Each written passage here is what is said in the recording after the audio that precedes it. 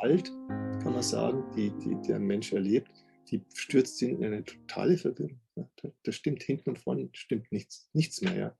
Also solange du in deinen Überlebensstrategien bist, kannst du sagen, da bist du nur noch durcheinander, verwirrt und nicht mehr klar. Also das ist etwas, was da passiert und was dann letztendlich auch weiter mitgeschleppt wird. Ja. Du schleppst es dann in deine partnerschaftlichen Beziehungen, du schleppst es in die Arbeitsbeziehung und du schleppst es quasi auch hinein in den politischen Bereich, wo dann auch Täter, die offensichtliche Gewalttäter sind, in Schutz genommen werden, die sogar gewählt werden dafür, je mehr sie Gewalt ausüben und ankündigen, umso mehr Chancen haben die dann vielleicht sogar bei einer Wahl, dass man sie dann wählt. Also das ist schon sehr crazy, was da passiert innerpsychisch, sobald du einmal unter den Einfluss von Gewalt gerätst. Wir hatten ja auch mal bei einem offenen Abend bei dir gesehen, wie dann gerade bei Politikern sich gerne hinter schwafelnden Worte versteckt wird. Da wird geschwafelt und geredet, komplett inhaltsleer. Oder bei einer anderen Politikerin, die sich dann hinter ihrer Kleidung versteckt hat. War Kleidung, gab ihr Halt und Stabilität. Ja, in diesen Opferhaltungen zu sein, ja, und das ist ja der nächste Punkt, aus den Opferhaltungen werden ja Täter, oder du bist Täter an dir selber und dann geht es weiter, du bist dann nicht nur Täter an dir selber, du wirst dann auch zum Täter an anderen Menschen aus deinen Opferhaltungen heraus, ja, du sagst dann auch, andere dürfen sich auch nichts rausnehmen, anderen soll es auch nicht besser gehen wie mir. Letztendlich hast du sogar so eine Tendenz, dass du die Angst, die du in dir selbst unterdrückt hast, ja, dass du diese Angst bei anderen sehen möchtest. Du möchtest mal sehen, was passiert, wenn Leute Angst haben. Wie reagieren die darauf? Ja, wehren die sich, setzen die sich zur Wehr oder tun sie es nicht und so? Und provozierst dann letztendlich Angstreaktionen. Wir haben ja das zum Beispiel bei diesem Anders Behring Breivik, diesen Massenmörder von Norwegen. Ja? Habe ich ja in meinem Buch, Wer bin ich in einer traumatisierten Gesellschaft, habe ich das ja seine Biografie ausführlich dargestellt. Der hatte das inszeniert, dass er das braucht. Er hat die Maschinenpistole auf diese Kinder gerichtet, ja, und sieht dann die Angst in den Augen der Kinder, aber das ist ja seine eigene Angst, die er letztlich hier wieder sieht. Ne? Also die er provoziert. Ja. Und dann schaut, wie verhält sich jemand, der jetzt so ohnmächtig ist und so Angst hat. Also es ist wie so eine unbewusste Reinszenierung der eigenen traumatischen, der eigenen Gewalterfahrungen, indem du andere Menschen in dieses Gewaltszenario bringst. Ja. Also das ist eine der Motive, warum Täter dann letztendlich auch dann immer weitergehen. Dass die dann oft keine Schranken mehr sehen, weil sie ihr eigenes frühes Trauma oft in dem reinszenieren, was sie dann mit anderen Menschen anstellen. Ich kann mich auch erinnern an einen Mann, der dann auch gesagt hat, na ja, das Mädchen hat mich ja provoziert. Ja, sie hat sich halt so lolitahaft verhalten, also oder sie wollte das ja auch und sie ist ja auch alt genug. Und ich weiß noch, wie entsetzt ich damals war und ich dachte mir, nein, das ist ein Kind. Das ist ein Kind, das ist keine Frau. Du verwechselst hier was. Aber der war vollkommen noch überzeugt, nein, sie hat mich provoziert. Wobei, das sollte man noch erwähnen, das habe ich jetzt noch nie gesagt. Also Gewalt, also sexuelle Gewalt, woher kommt es eigentlich? Und dazu muss man sich ja die Sexualität von uns Menschen anschauen, dass im Grunde Sexualität, das Eindringen von einem männlichen Penis in den Körper einer Frau ist ja ein Gewaltakt. Insofern die Frau da nicht zustimmt und nicht so, also explizit sagt, ja, das möchte ich jetzt, weil mir das auch gefällt und so, dann ist es immer ein Gewaltakt. Ja?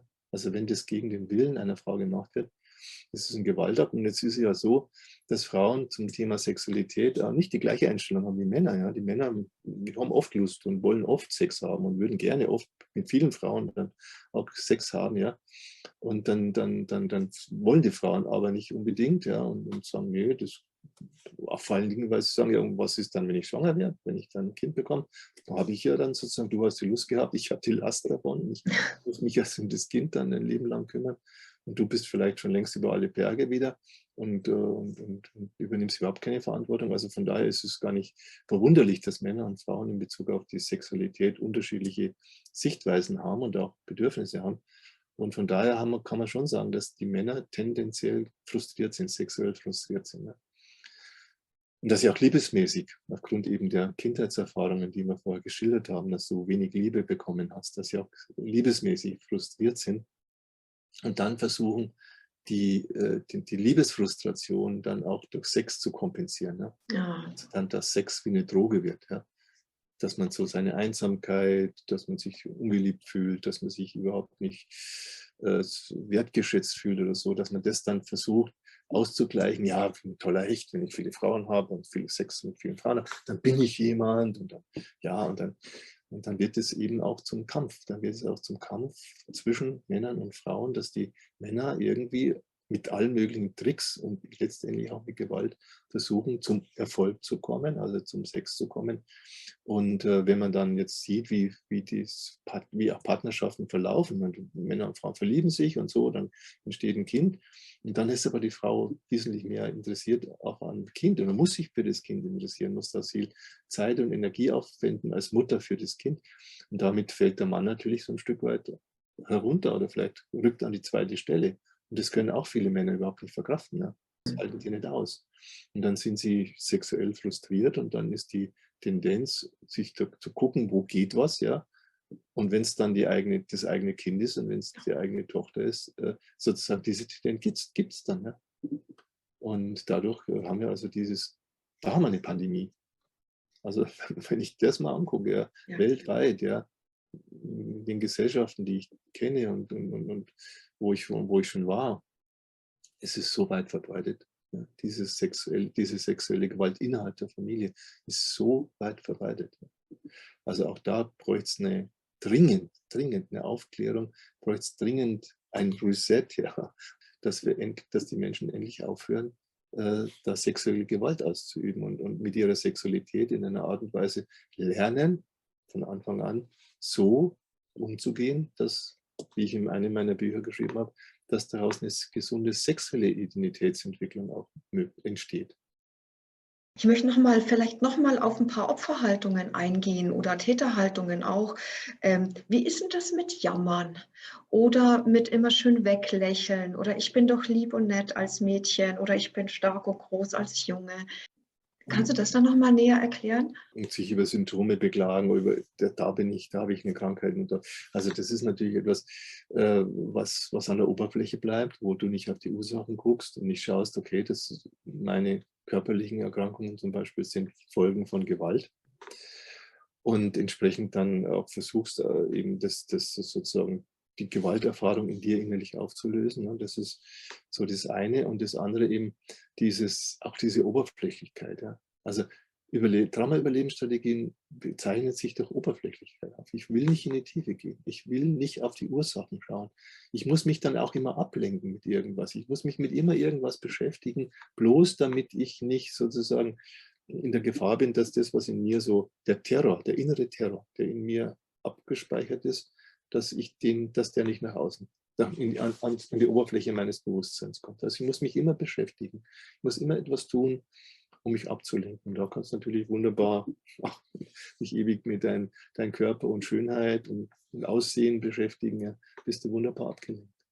Wenn ich das alles so nach außen projiziere. Ich möchte, dass alle in Harmonie sind und ich möchte den Weltfrieden haben und alles ist, sage ich jetzt mal, Kumbaya oder ja, ich rette die Welt auch, dieses Thema, ja. Oder ich flüchte mich in so eine Helferrolle, was natürlich in den sozialen Berufen ja auch nochmal sehr, sehr stark unterwegs ist. Ja, das ist alles, wo man sehen kann, Menschen, die die Gewalt in sich selber ignorieren wollen, weil nicht so sagen. Und im Außen soll es jetzt schön harmonisch sein. Ja? Im Außen sozusagen soll alles friedlich sein und bitte auch nicht drüber sprechen über Konflikte oder auch unterschiedliche Meinungen, die man zu bestimmten Dingen hat. Alles peaceful, ne? Alles peaceful. Auf der anderen Seite aber kannst du sehen, dass solche scheinbar sehr friedliebenden Menschen, wenn dann irgendwas ist, ja, wie jetzt zum Beispiel mit Corona, da kann es sein, die braten dir eins über, da schlagerst du mir in den Ohren. Oder wenn man denen dann irgendwelche Feindbilder präsentiert, ja, dann wird da auf die eingeknüppelt. Dann wird diese Wut, das ist auch wichtig, ne?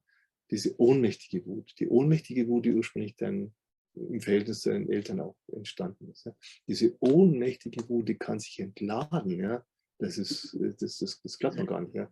Wie schnell auch scheinbar auch Menschen, die so spirituell sind, die haben, sind über alles möglich, wie schnell die aus der Fassung geraten können und wo dann dieses in ihnen vorhandene Wutpotenzial, das sie permanent in sich unterdrücken, dass das dann plötzlich an die Oberfläche gerät und dann, ja, dann werden die auch, ja, dann werden die eventuell auch zu Mördern. Ja. Oder auch an sich. Also ich sehe ganz oft, wie viele so eine Todessehnsucht in sich tragen. So nach dem Motto, ich bin jetzt spirituell so weit, ich könnte auch sterben. Ich habe damit kein Problem. Also das ist natürlich auch noch so ein Thema.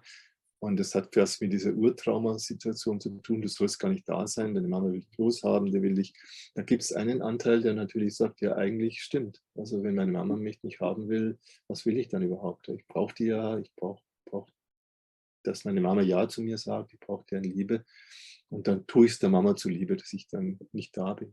Also dass man sich dann immer auch so einen Anteil in sich hat, wenn man das in den Therapien dann in die Tiefe geht, sieht man solche Anteile auch, dass die da sind. Und das ist einerseits gefährlich im Sinne von Suizid. Ja. Ich bringe mich selber um. Aber es ist genauso gefährlich im Sinne von, ich spreng die Welt in die Luft. Also wenn ich schon untergehe oder wenn ich schon sterben muss, wenn sozusagen ich nicht wert bin, es zu leben, dann ja, reiße ich alle anderen mit in den Abgrund. Also das haben wir ja bei Anders Bering Breivik gesehen und das siehst du auch bei allen, die letztendlich so eine extreme Gewaltbereitschaft haben oder die zum Beispiel Atombomben bauen, ja, wo man auch sehen muss, diese Art von Waffen, ja, das sind Selbstmordwaffen. Das sind ja keine Waffen, das sind zwar erstmal gedacht als, ja, da kann man vielleicht den Feind ohnmächtig machen und kann ihn auslöschen, aber wenn der andere auch die Waffe hat, ja, dann und du greifst ihn mit der Waffe an, dann ist es ein Selbstmordprogramm, weil der wird dann zurückschießen und dann bist du auch weg. Und die ganze Welt ist weg, also das ganze Leben auf diesem Globus ist auch weg und so. Also man sieht, das ist auch wichtig, das ist auch eine wichtige Botschaft von diesem Video hier, unbewusst, wie diese unbewussten, frühen Gewalterfahrungen, die eben nicht den meisten Menschen überhaupt nicht klar sind. Auch mir war das doch überhaupt nicht klar, welches Drama ich schon in meinem Leib, im Bauch meiner Mutter erlebt habe. Wie das mich, der Geburtsprozess, wie das mich beeinflusst hat, ja, wie das mein ganzes Leben, meine Psyche, mein Erleben, wie ich die Welt erlebe, beeinflusst hat. Und deswegen brauchen wir so dringend die Aufklärung, dass die Menschen, die eben solche suizidalen Fantasien haben oder die eben solche Gewaltfantasien haben, ja, sie können die ganze Welt mit in den Abgrund reißen, ja, dass die innehalten, Stopp machen und sagen, hier, stopp, was ist denn da los mit mir? Ja?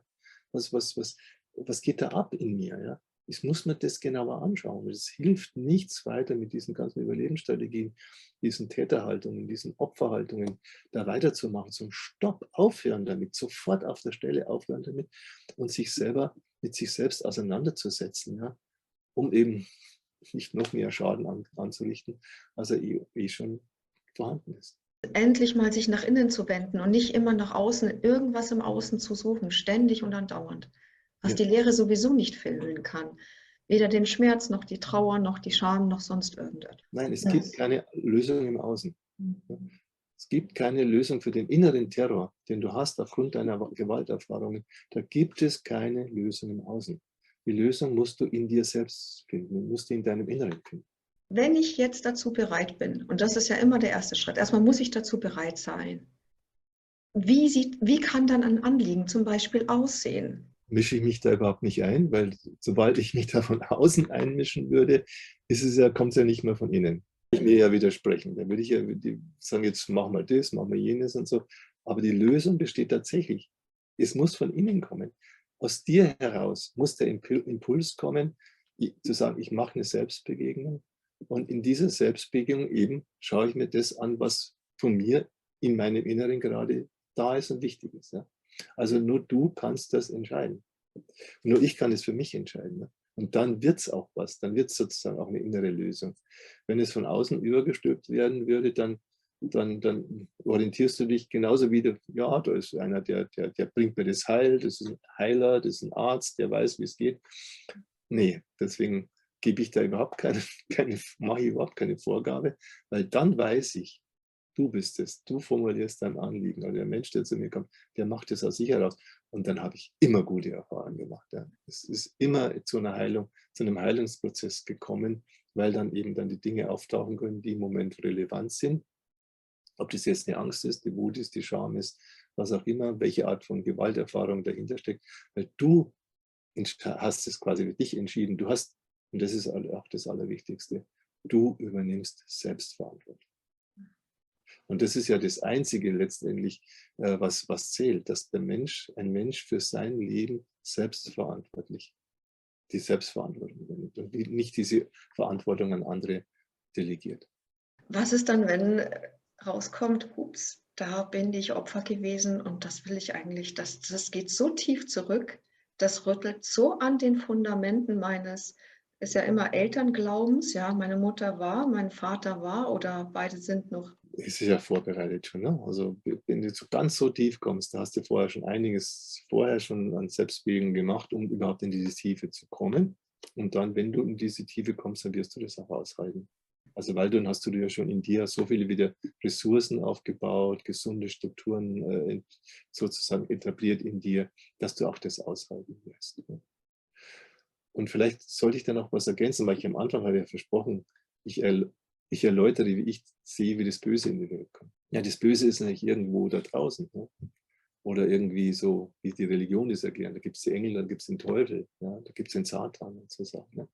Sondern wie entsteht denn das Böse? Das Böse entsteht in der Mutter-Kind-Beziehung. Wenn eine Mutter sagt, dieses Kind ist für mich eine Last, dieses Kind tut mir was an. Ja? Dadurch, dass es existiert, dadurch, dass es da ist es quasi das Böse für mich. Ja? Und dann bist du als Kind konfrontiert mit der Tatsache, dass dich deine Mama als etwas Böses sieht. Nicht als etwas Gutes, wo sie sich darüber freut, sondern als etwas Schlechtes und Böses. Ja? Und dann ist es so, dass du als Kind erstmal diese Zuschreibung übernimmst. Ich bin böse. Mit mir stimmt was nicht. Ich sollte gar nicht da sein oder so wie ich bin, Mädchen oder Junge, also vielleicht hätte ich anders sein sollen, bin schlecht. Ja? Und dann ist immer die Frage, dann ist sozusagen die Frage, wie du jetzt da weitermachst und sagst, okay, jetzt muss ich gut werden. Wie werde ich vom Bösen zum Guten, ja? Indem du dich dann entsprechend anpasst und dann versuchst ja eben die Helferrolle vorher so angesprochen, ich werde ein guter Mensch, ich helfe anderen Menschen und dann wird doch endlich mal der Beweis da sein, dass ich ein guter Mensch bin und kein böser Mensch und so. Aber du hast zu kämpfen, du hast mit diesen Bösen zu kämpfen. Und es gibt auch wieder andere Menschen. Bei manchen Menschen ist die Entwicklung dann so, die erleben dann so wenig Gutes, ja, dann immer wieder draufgehauen auf sie und du bist böse, du bist schlecht und so soll es nicht sein. Die übernehmen dann diese Definition des Bösen für sich. Ich bin böse. Ich bin schlimm. Und dann zeige ich euch, wie das ist, wenn jemand böse ist. Dann werdet ihr mal schon sehen, wie das ist, wie böse ich sein kann. Ja? Und das endet letztendlich ja auch dann letztendlich im Satanismus. Ja, dass manche Menschen, die dann so schlimme Urerfahrungen gemacht haben, ja, in ihrer Kindheit, dass die dann sogar das Ganze so umdrehen, dass sie sagen, ja, aber das Böse ist eigentlich Gute.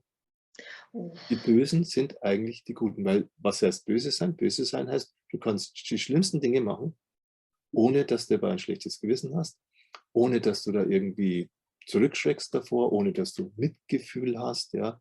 Du kannst alles tun, was sonst als schlimm und böse angeht, und du hältst es aus. Und das ist eigentlich der gute Mensch. Der gute Mensch, der wirklich echte gute Mensch, ist derjenige, der das alles, das ganze Mitgefühl und das Ganze nicht mehr hat. Erhaben ist darüber und damit ja, ist sozusagen der eigentliche Mensch. Also das ist so diese satanistische Ideologie, die ja dann auch entsprechend versucht wird zu praktizieren. Also es gibt Menschen, die gehen dann vielleicht sogar ins Militär mit so einer Haltung und so und haben dann letztendlich die Vorstellung, ja, je mehr Leid du anrichtest, umso besser ist es für die Menschheit, weil über den Weg wird die Menschheit gerettet. Diejenigen, die schwach sind, weil die hat den Nationalsozialismus. Ne? Diejenigen, die schwach sind, die Juden, was auch immer, die müssen wir alle ausmerzen und zurück bleibt der arische Mensch, stark, kräftig, der hat keine Gefühle mehr, der kann alles machen, der ist dann der Herrscher, der geborene Herrscher. Muss man sich auch klar machen. Nicht? Herrschen über andere Menschen und den Menschen massiv Leid zufügen, das braucht ja auch eine gewisse Qualifikation. Und habe ich eben auch schon festgestellt, je abgespaltener du sein kannst, je mehr es dir gelingt, also deine Gefühle so komplett zu verdrängen, ja, und zu unterdrücken, ja, umso besser bist du natürlich für solche Machtgefüge brauchbar. Ja. Dann kannst du herrschen, wenn du nichts mehr fühlst. In dem Moment, wo du anfängst zu fühlen, bröckelt quasi deine Herrschaft und deine Fähigkeit. Das muss man auch sehen. Ja, haben dann Täter, also in der Massivität kann ich mir kaum mehr vorstellen, ja, aber haben dann Täter überhaupt eine Chance? Oder müssen die, wie jetzt im Justizsystem, nur weggesperrt werden oder in manchen, oder in den USA wird noch die Todesstrafe vollzogen? Dieser Kampf von Gut gegen Böse, ja, und jeder denkt natürlich erstmal erst auf der Seite der Guten und so, und wie machen wir das? Und der beschäftigt uns Menschen natürlich schon seit Urzeiten, ja. Und Kain und Abel und der Bibel und so, wie kann man das Böse sozusagen da wieder besiegen? Und da kann man einfach sagen, gibt es völlige Irrwege. Und einer der Irrwege ist zum Beispiel die Rache. Also jemand, der den jemand anders getötet hat, der wird dann auch getötet. Oder du hast meinen Bruder erschossen, dann erschieße ich auch deinen Bruder und so. Also dieses Racheprinzip, dieses archaische Racheprinzip kann nie und nimmer so eine Gewaltspirale stoppen, sondern die führt weiter in die Gewalt hinein. Das ist eindeutig, ja. Also kann man das schon mal ausschließen. Also irgendwelche Menschen umbringen, das wird uns Menschen nicht vom Bösen befreien, ganz klar. Und dann auch die Täter dann zu pathologisieren und sagen, ja, das sind alles Psychopathen, Soziopathen, Narzissten, was auch immer, ja, wird auch nicht weiterhelfen. Ne? Also denen diese Dinge anzuhängen und Etikette und dann vielleicht auch Sexualstraftäter dann zu kastrieren oder so, das bringt ja auch nicht weiter. Also, oder wie chemisch den Menschen dann so lahmzulegen, das führt überhaupt auch nicht weiter, sondern das tut dann so, als wären dann so Einzelne ausnahmsweise mal die Bösen und sieht nicht, wie weit verbreitet es ja ist, dass der Kern des Bösen, ja, ich bin nicht gewollt und ich soll gar nicht da sein, ich bin nicht geliebt, der Kern des Bösen in fast jedem von uns auf eine gewisse Weise steckt, weil sehr, sehr viele Menschen eben die Erfahrung gemacht haben, ich bin nicht geliebt, gewollt und nicht geschützt. Also das führt auch nicht raus, ja, die Pathologisierung, die Medikalisierung aus dem ganzen Dilemma. Wie schaut es aus mit Rebellion oder Revolution? Ja, Rebellion heißt im System, das System verbessern wollen. Also du willst sozusagen innerhalb des Systems, willst in der Familie deine Eltern irgendwie darauf aufpassen, dass sie endlich mal einsehen, was sie dir alles angetan haben. Werden die allerwenigsten machen. Du wirst daran scheitern. Ja. Genauso, wenn du in deiner Schule rebellierst gegen dieses System, das auf Gewalt aufgebaut ist, oder wie ich probiert habe, ich habe mal versucht, innerhalb der Psychiatrie so eine kleine Rebellion zu machen mit meinem Buch Verwirrte Seelen und so, darauf hinzuweisen, Mensch Leute, es gibt doch viel bessere Wege, um mit sogenannten psychisch kranken Menschen umzugehen und so. Da habe ich sofort eine auf die Mütze bekommen, ja, und bin sozusagen dann als jemand hingestellt worden, der verrückt ist oder so. Also innerhalb des Systems, das funktioniert, innerhalb eines Gewaltsystems, eines Systems, das auf Gewalt aufgebaut ist und das auch nicht davon abrücken will, Gewalt als scheinbares Lösungsmittel einzusetzen. Innerhalb dieses Systems wirst du nur dich aufreiben und letztlich untergehen. Und wenn du jetzt auf die Revolution baust, ne, wo man dann sagt, okay, also die Entrechteten, die Versklavten, die machen diesen Aufstand und drehen das Ganze um und jetzt dann rollen dann die Köpfe auf Seiten derer, die da vorher die Unterdrücker waren. Sieht man an der Französischen Revolution, hat ja auch nicht funktioniert, hat sehr schnell zum Napoleon geführt, der dann sich wieder auch zum Diktator aufgeworfen hat und so. Also das sind so Ideen, ja, dass man da irgendwie was verändern könnte im Außen, ja, ohne dass du dich selbst veränderst. Also, dass du in dir selbst einen Entwicklungsprozess, einen Reifungsprozess machst. Die Hoffnung, dass die Lösung dann im Außen liegt, in der Umwälzung der Verhältnisse, das ist eine Illusion, weil die Menschen damit das nicht verstehen, was Gewalt mit ihnen macht. Ja, dass die Gewalt, die sie ausüben, gleichzeitig immer auch, und selbst wenn sie meinen, das wäre gerechte Gewalt, ja, im Namen der Gerechtigkeit, aber sie selber sich damit auch wieder selbst vergewaltigen. Ja, wie schaut es dann aber aus mit dann Versöhnen? Sage ich jetzt mal so provokant, ja? Oder ich lasse Ja, los, ist auch noch ein beliebtes Wort, ja, ja, verzeihen. genau. Also ich gebe dem, versöhne mich jetzt mit den Tätern und so. Also nichts dagegen gesagt, dass man eine Atmosphäre herstellt, wo man dem, auch dem Täter sagt, du, in dem Moment, wo du dich verändern willst, ja, ist dann auch eine Bereitschaft da, dich da zu unterstützen, dir sozusagen auch sich darüber zu freuen, ja, wenn ein Täter plötzlich sich sagen wir, vom Paulus, Saulus und Paulus verwendet, das gibt es ja, und wendet und dann einsieht und sagt, Mensch, was habe ich denn da alles gemacht? Und Leute, tut mir leid und ich werde jetzt ein anderer Mensch und ich werde es in Zukunft anders machen. Absolut wichtig, ja. Absolut wichtig, dass man Tätern die Chance gibt, von diesem Pfad des Täterseins dann herunterzukommen und wieder in eine gesunde Identität zu kommen. Also das ist als Umfeld ganz, ganz wichtig, dass die Täter wissen, ja, es herrscht nicht das Racheprinzip, sondern es herrscht das Prinzip, wir wollen, dass alle Menschen ihre gesunde Identität leben. Letztendlich, ja. Aber zu glauben, dass du einfach, wenn du den Tätern versöhnst und wenn du dich mit ihnen aussöhnst, damit wir alles Paletti, das stimmt ja weder auf der Seite von dir selber, in dir selber ist ja immer noch diese Spaltung. Der Täter muss ja auch an sich arbeiten, dessen Spaltung wird dadurch auch nicht aufgehoben. Also das ist eher eine Wunschvorstellung, dass darüber dann etwas besser wird. Also mit diesem ganzen Versöhnen und Verzeihen und so ist eine Scheinlösung.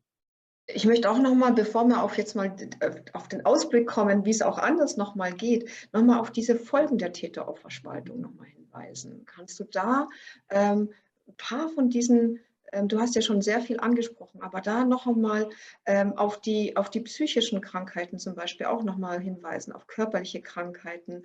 Gewalt setzt deine Psyche in den Zustand des Opferseins. Aus den Opferhaltungen entsteht das Tätersein an dir selbst und an anderen. Das Tätersein wiederum macht Täterhaltungen erforderlich, dass du das alle verdrängst und verleugnest und dich hinstellst, als wärst du eigentlich der Gute, oder wie du vorher mal angedeutet hast, der Vergewaltiger, der dann das Opfer zum Täter erklärt und damit sozusagen das Ganze auf den Kopf stellt, ja, was wir dann die Täter-Opfer-Umkehr nennen.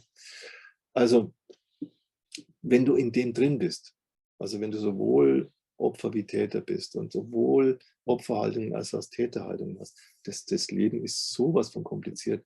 Das Leben wird sozusagen, du pendelst hin und her zwischen Aggression und Depression. Die ganze Zeit bist du in diesem, entweder du bist depressiv oder bist aggressiv. Ja. Aber so das dazwischen, ja, so ein gesundes Dasein, ein gesundes Leben, ein glückliches Leben gelingt dir dadurch nicht. Ja. Dann kommt es eben so, dass sich dieser Widerspruch in dir, ja, ich bin Täter und Opfer gleichzeitig, das kann sich dann in Autoimmunerkrankungen ausdrücken. Du greifst dich selber an, ja, dein Körper, dein Immunsystem greift dich selbst an, ja. Also du bist sozusagen in deiner Spaltung, arbeitest du gegen dich und ja, und wirst dann auch letztendlich verrückt. Ja. Du verlierst letztendlich deine Orientierung, deine geistigen Klarheit, das ist, was dann Schizophrenie genannt wird. Oder du machst diese Selbstverletzungen, ja, wo man dann sagt, das wäre Borderline. So Leute, die sich dann so massiv auch noch selbst ritzen und Dinge tun, auch mit Drogenkonsum sich zerstören. Ja. Also du hast dann alles Mögliche an chronischen psychischen Themen, du hast chronische körperliche Symptome. Ja, also letztendlich kämpfst du mit dir selber auf der einen Seite und mit der Außenwelt. Also du führst einen Kampf gegen dich selber, du führst einen Kampf gegen die Außenwelt. Und das ja, ist überhaupt weit entfernt davon, ein Leben zu sein, wo ich sagen würde, das ist ein glückliches Leben, zufriedenstellendes Leben. Und manche, ja, können dann letztendlich nur noch die Erlösung im Tod erhoffen. Ne? Der Tod letztlich erlöst mich von der Qual meines irdischen Daseins. Die Geschichte der Menschheit ist ja voller Gewalt. Also ich meine, es ist ja nicht gerade, was wir jetzt im 21. Jahrhundert das jetzt erfunden hätten oder sowas. Ich meine, die Geschichte ist voller Gewalt. Dann siehst du, das ist eine Abfolge von Kriegen, von Eroberungen, aber auf der anderen Seite darf man nicht sehen, es gibt auch noch das Gesunde, das sich mitentwickelt hat. Ne? Also wir haben ja heutzutage auch einen ganz hohen Bewusstseinsstand, auch bei ganz, ganz vielen Menschen darüber, wie wichtig Liebe ist, wie wichtig die gegenseitige Respekt ist, die gegenseitige Anerkennung, weswegen sich ja Täter, die vielleicht noch vor einem Jahrhundert auf in den Krieg und jetzt so den Waffen und so, das konnten die so einfach sagen. Ja? Und dann sind die Leute gefolgt. Heute musst du schon sagen, ja, auf in den Krieg gegen einen Virus, weil wir die Gesundheit schützen müssen und so.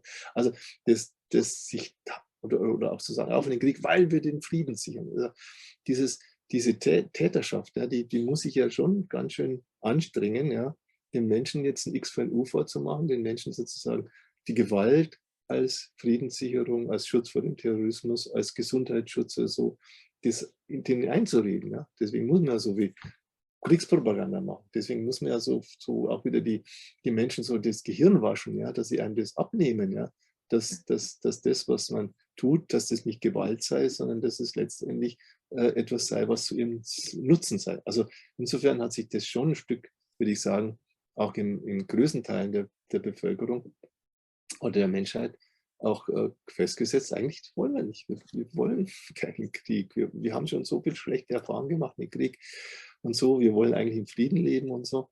Also da müssen sich diejenigen, die jetzt aus ihrer Täterschaft heraus ihre Wut in die Welt bringen wollen und so, die müssen sich schon entsprechend anstrengen, andere zu überzeugen oder anderen das Gehirn zu waschen, die so zu manipulieren, dass sie da mitmachen. Und das ist ja letztendlich unsere große Chance, dass wir dann sagen, nee, in Wahrheit ist es anders. In Wahrheit wird hier quasi, auch aus psychologischer Sicht, wird hier unbewusst Trauma reinszeniert und das muss jetzt endlich mal aufhören und da gibt es viel bessere Wege, um jetzt Probleme zu lösen.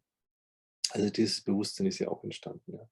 Also das ist ja auch mit entstanden. Da hat ja auch die Psychologie Wesentliches zur Aufklärung mit beigetragen. Und ich denke gerade auch die Traumapsychologie, die jetzt noch mal tiefer in die menschliche Psyche einsteigt, die kann uns da wirklich weiterhelfen. Also ich sehe in der Traumapsychologie ein ganz großes Hilfsmittel, ja, dass wir Menschen uns selber besser verstehen, dass wir uns auch aus dem inneren Gefängnis, in das wir eben geraten können durch Gewalt, dass wir uns da befreien können. Und deswegen, ja, mache ich jetzt das Interview mit dir letztendlich, weil ich da die Hoffnung nicht aufgegeben habe, dass die Menschheit sich da auch im Sinne einer gesunden Identität weiterentwickeln kann. Und ich fand das so interessant, du hast ja Täter-Opfer-Dynamik, die Abkürzung ist TOD, also Tod im Deutschen. Mhm. Auch wieder so passend, ja. Dass wir auch uns statt für den Tod, für das Leben auch wieder entscheiden. Ja, weder Opfer noch Täter, sondern ich. Ich mit meiner Liebe, mit meiner Lebensfreude. Also der Ausweg, ja, der Ausweg aus der Täter-Opfer-Dynamik habe ich ja auch lange in der Therapie, in den Therapiesitzungen nicht gewusst, wie das wirklich funktioniert, bis ich drauf gestoßen bin, der Ausweg geht über das eigene Ich.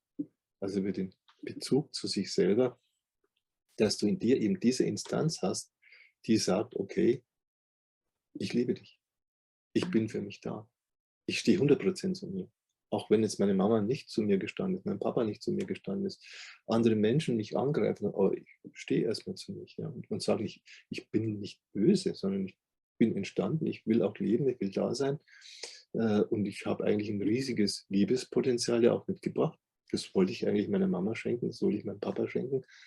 Wenn die das nicht angenommen haben, dann liegt es ja nicht an mir, sonst liegt es an deren und deren Geschichte und so. Und deswegen muss ich mich jetzt nicht jetzt schämen oder muss jetzt nicht sagen, ich habe es verkehrt gemacht, sondern da ist was schiefgelaufen im Verhältnis zu den Eltern, aber ich bin okay. Also dieses grundsätzliche zu sich selber oder zu sich selber zurückkommen im Sinne, ich bin okay und ich bin okay entstanden. Ich habe keine bösen Absichten gehabt, als ich auf diese Welt gekommen bin und so. Also dass man über diesen Weg, ja, dieses 100% zu sich selber stehen, dann auch in sich diese ganzen Verirrungen, die ganzen Opferhaltungen, Täterhaltungen insofern überwinden kann und auch dann in Kontakt kommen kann mit diesen abgespaltenen Anteilen in uns, ne, die noch in der Angst stecken, die in einer ohnmächtigen Wut stecken und so, die in der Daseinsscham stecken, dass man da sukzessive diese Anteile wieder zu sich zurücknimmt, ja, und dann auch merkt, dass da eine Qualität in diesen Anteilen steckt. Ja. Also dass im Trauma die Energie, die im Trauma gebunden ist, dass die eine Lebensenergie eigentlich ist, die wir für uns selber dann auch nutzen können, um dann eine gesunde Identität zu entwickeln. Ja, wie groß die Sehnsucht dann auch immer ist in den Anteilen. Ja, die warten, wie lange so ein Ich auch manchmal wartet und Mhm. abwarten kann Mhm. Mhm. und wie groß diese Sehnsucht da ist, einfach endlich gesehen zu werden und endlich gefühlt zu werden und dann endlich in den Arm genommen zu werden und Mhm. dann zusammen zu weinen einfach, ja. Aber so Ja. ein heilsames, so ein schönes Weinen.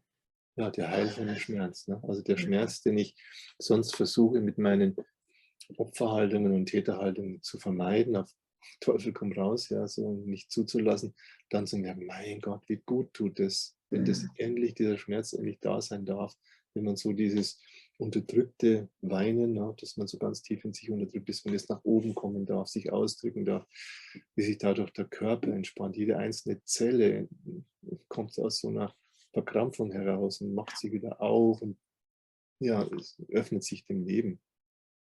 Also es sind einfach wunderbare Momente und das bei sich selbst zu erleben und auch bei anderen Menschen mitzuerleben, das ist für mich glückliches Leben. Der lebendige Organismus, wie ich das benenne, ja. Und die Spaltung zwischen Körper hier und Psyche dort ist ja schon eine Folge von Gewalt, ja, dass es mit Gewalt getrennt wird. Und ja, und es gibt eben die Möglichkeit, das wieder zu verbinden und damit eben dieser lebendige Organismus zu sein, der leben will, der sich entfalten will, der in Beziehungen treten will, der eben in einem ja auch liebevollen Austausch mit anderen Menschen gehen will, um endlich unserer, sag ich mal, eigentlichen menschlichen Natur damit wieder nahe zu kommen. Jeder kann dazu was beitragen, ja. Das heißt, unabhängig davon, wo ich bin und wie ich bin und was ich mache, diese Arbeit kann jeder für sich machen. Also ich muss dazu nicht auf irgendein Ereignis warten. Und mittlerweile durch Online-Geschichten geht es sogar global um die ganze Welt, wie wir jetzt auch wieder gesehen haben mit deiner Global IOPT, mit deiner ersten Community-Gruppe noch am Ende des Jahres. Ja, also insofern kann man jetzt sagen, wir haben die Möglichkeit. Die Frage Mhm. ist, nutze ich sie? Ja, nutze ich die Möglichkeit oder lasse sie verstreichen? Und da ist jeder selbst verantwortlich dafür, das zu tun. In diesem Sinne, ein guter Vorsatz fürs neue Jahr, würde ich sagen, oder? Würde ich auch sagen, ja. Man kann sich für das neue Jahr auch den Vorsatz machen, ich will endlich zu mir kommen. Ich will endlich ein glückliches Leben führen und nicht nur diese ewigen Kämpfe im Inneren und im Außen führen, sondern ja, und das, dann machst du dich selber glücklich und bist du auch ein Segen für die anderen Menschen. Wunderbar. Okay. Vielen Dank, Franz. Ja, ich danke dir auch für dieses Gespräch und wünsche uns beiden eben ein gutes Jahr 2022.